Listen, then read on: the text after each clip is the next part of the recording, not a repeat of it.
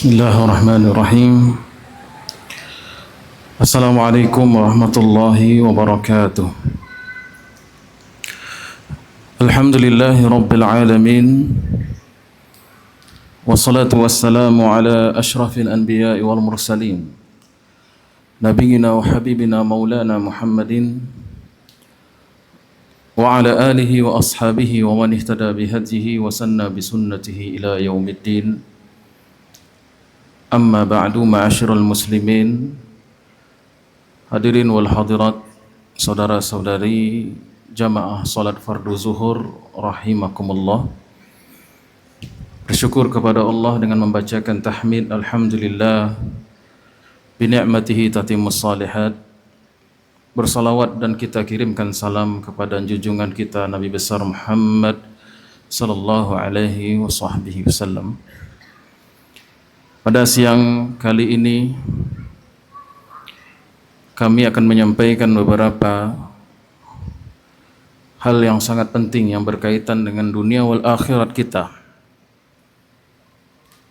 yaitu tentang pentingnya kita membersihkan diri. Di dalam kitab Al-Adabul Mufrad, Al-Imam Al-Bukhari meriwayatkan sebuah asar dari imam besar Al-Imam Hasan Al-Basri radhiyallahu anhu. Beliau mengatakan, di akhir zaman akan ada orang yang begitu jauh tersesat dari Allah.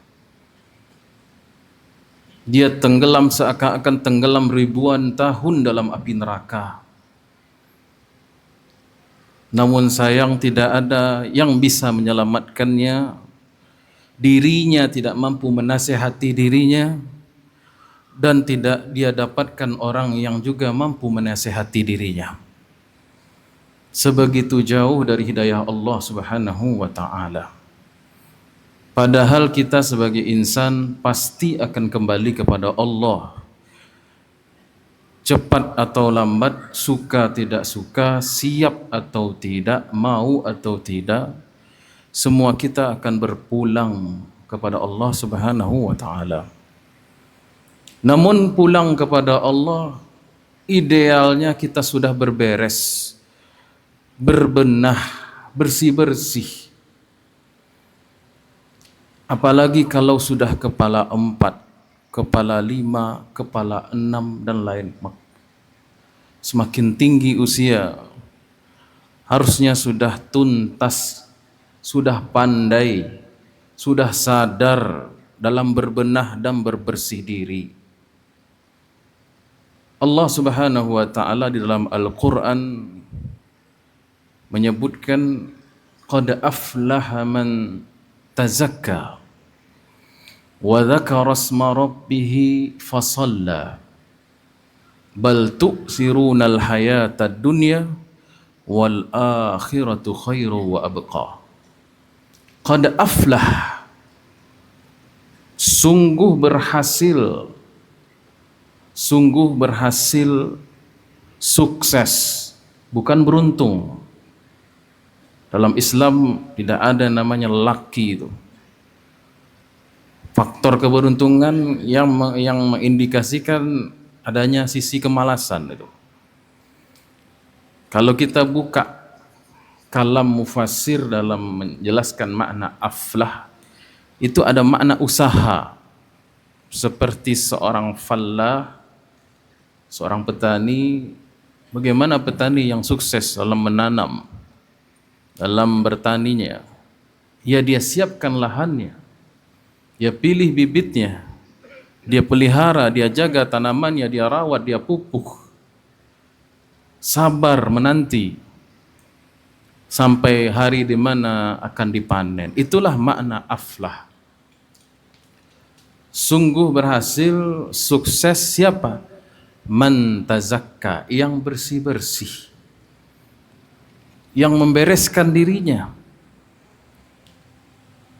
yang mencintai kesucian. Kita tidak diminta oleh Allah untuk menjadi orang suci, tak mungkin. Orang suci di dunia ini hanyalah nabi dan rasul. Tetapi Allah cuma meminta usaha kita. Sungguh hendak usaha kita. Mengenai hasil di tangan Allah Subhanahu wa taala. Bahkan dilarang kita merasa suci. Wala tuzakku anfusakum. Jangan kamu terlalu pede ngatakan dirimu udah suci, enggak. Wa a'lamu bimanittaqa. Allah lah yang paling berhak menjadi juri siapa yang suci, siapa yang bertakwa sebenar-benarnya. Usaha itu yang harus kita lakukan, hanya usaha. Bahkan dalam ayat yang lain Allah cukup mencintai, cinta Allah cukup akan jatuh kepada orang yang suka berusaha dalam membersihkan dirinya.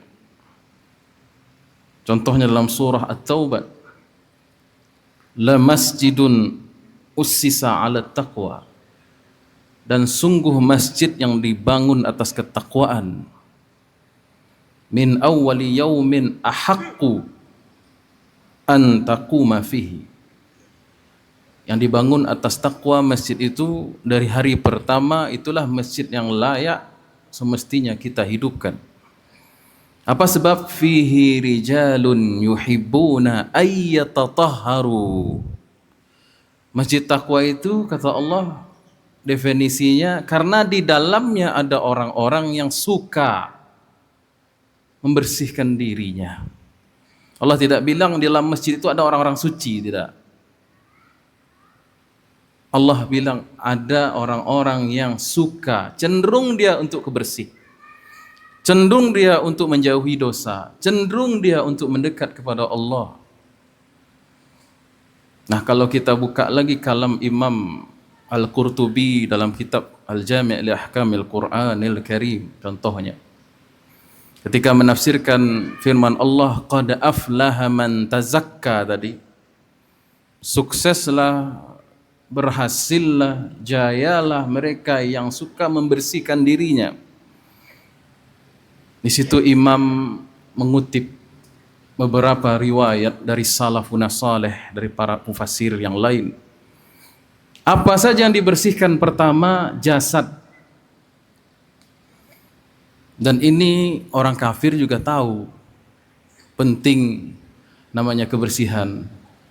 Namun untuk muslim apalagi mukmin, babnya di sini lain, babnya taharah. Kebersihan dalam Islam bukan sekedar higienis, bukan sekedar bebas dari bakteri dan virus, tapi kebersihan dalam Islam a'la fa'a'la, lebih tinggi daripada itu karena mengandung ubudiyah. Jangan lagi kalau sudah kepala 4 apalagi kepala 6 tak ngerti mana hadas kecil, hadas besar, mana najis, mana ain najis, mana air yang tahir wal mutahhir, mana air musta'mal, itu harus khatam. Mana cara sunnah dalam istinja. Umur 40 ke atas tidak ada lagi yang buang air kecil menyelisihi sunnah Nabi. Contohnya buang air kecil berdiri, karena terlalu riskan membatalkan ibadah sholat. Bahkan saking pentingnya taharah, sudah mati pun seseorang wajib dimandikan. Karena dianya sudah tidak mampu memandikan diri sendiri, orang yang memandikan sebagai fardu kifayah. Itu satu. Yang kedua, kebersihan akidah dan fikrah. Bagaimana yakin kepada Allah, bebas dari kesyirikan dan bebas dari syubhat, apalagi di zaman arus informasi cepat sekarang ini. Yang ketiga adalah kebersihan muamalah. Bagaimana berbisnis. Jangan ada sampai bagi seorang mukmin dia tidak tahu akad-akad muamalah yang batil, yang fasid, masih hobi makan riba, masih senang maisir, judi, dan lain sebagainya. Maka fikih muamalat menjadi basis kebersihan muamalah seseorang atau harta seseorang. Terkadang ada yang bersih cara berdagangnya, tapi lupa bayar zakat atau lalai, kotor juga. Karena zakat itu harta yang dibersihkan, harus dibersihkan.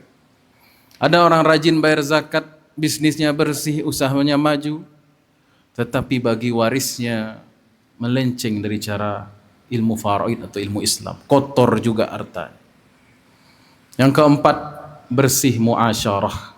Akhlak mulutnya, tingkah lakunya, tidak putus silaturahim dan tidak bertengkar sesama saudaranya.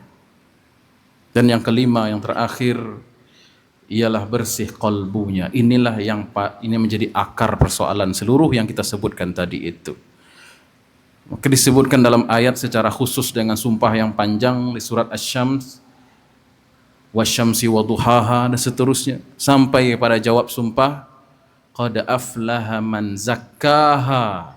Ha itu spesifik, maknanya siapa yang membersihkan qalbunya, nafs, jiwanya. Karena tadi kotornya harta, kotornya muasyarah, muamalah, akidah, dan semua yang kotor-kotor itu berakar dari hati yang hasad, hubbud dunia, al-baghdha, permusuhan dan lain sebagainya. Mudah-mudahan kita tergolong mereka yang berusaha terus meminta kepada Allah, dijadikan mereka yang terus membersihkan, berusaha tanpa perlu merasa paling bersih, dan saling tawassau bil haqqi wa tawassau bis sabr, agar sama-sama memasuki surga Allah sebagaimana sabda Nabi, la yadkhulul jannah illa kullu nazifin, tidak masuk surga kecuali setiap orang yang bersih. Walillahi taufiq wal hidayah. Wassalamualaikum warahmatullahi wabarakatuh.